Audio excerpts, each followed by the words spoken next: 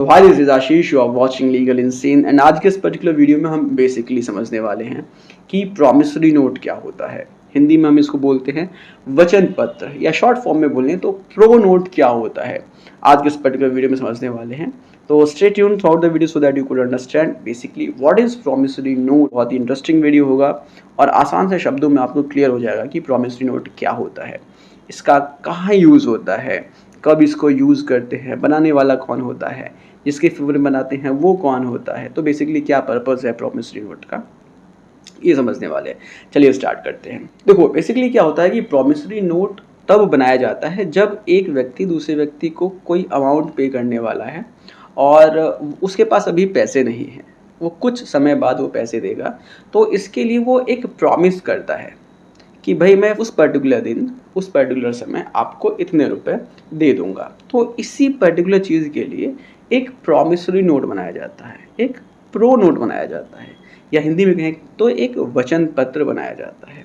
तो जिस व्यक्ति को पैसे चुकाने हैं बेसिकली हम उसको मेकर बोलते हैं, और जिस व्यक्ति को पैसे देने हैं या जिसको पैसे मिलने हैं, सिंपल सी लैंग्वेज में समझें तो हम उसको बोलते हैं पेई।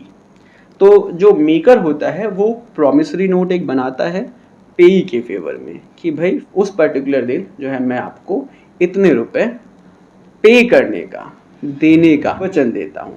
तो बेसिकली आई होप आपको थोड़ा थोड़ा आइडिया समझ में आ रहा होगा कि प्रॉमिसरी नोट क्या है ना।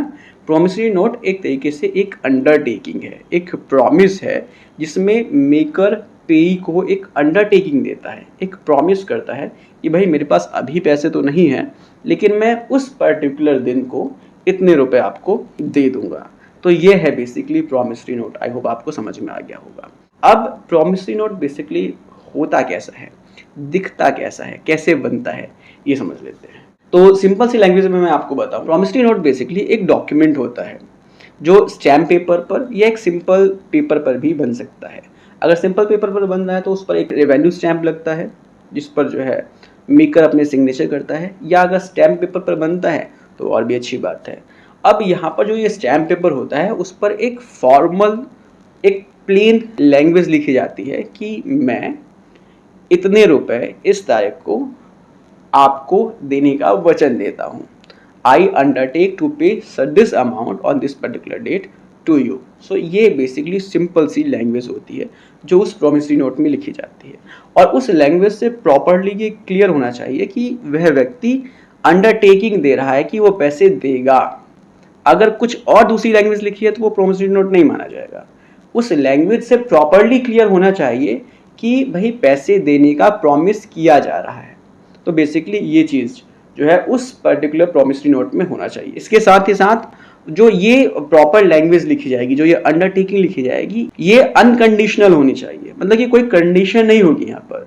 ऐसा नहीं होगा कि भाई आप ये वाला काम करोगे फिर उसके बाद आपको मैं पैसे दूंगा, या उसकी शादी हो जाएगी फिर मैं आपको पैसे दूंगा, या वह व्यक्ति मर जाएगा फिर उसके बाद मैं आपको इतने रुपए दूंगा। कोई कंडीशन नहीं होगी।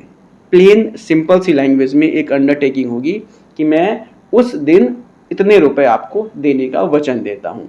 ये एक प्रॉमिसरी नोट है जिसमें प्रॉपर फॉर्मल लैंग्वेज में एक अंडरटेकिंग दी जाती है।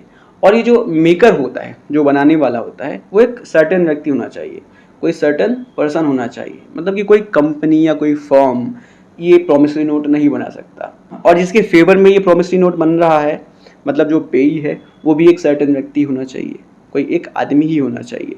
किसी फर्म या किसी कंपनी के नाम पर वो प्रॉमिसरी नोट नहीं बनता है। और जो भी अमाउंट उस प्रॉमिसरी नोट पे लिखा जाएगा वो लीगल टेंडर होगा, मतलब कि इंडियन रुपीस में ही उसका पेमेंट किया जाएगा। ये नहीं है कि भाई पेमेंट किसी दूसरी करेंसी में हो, बिल्कुल भी नहीं।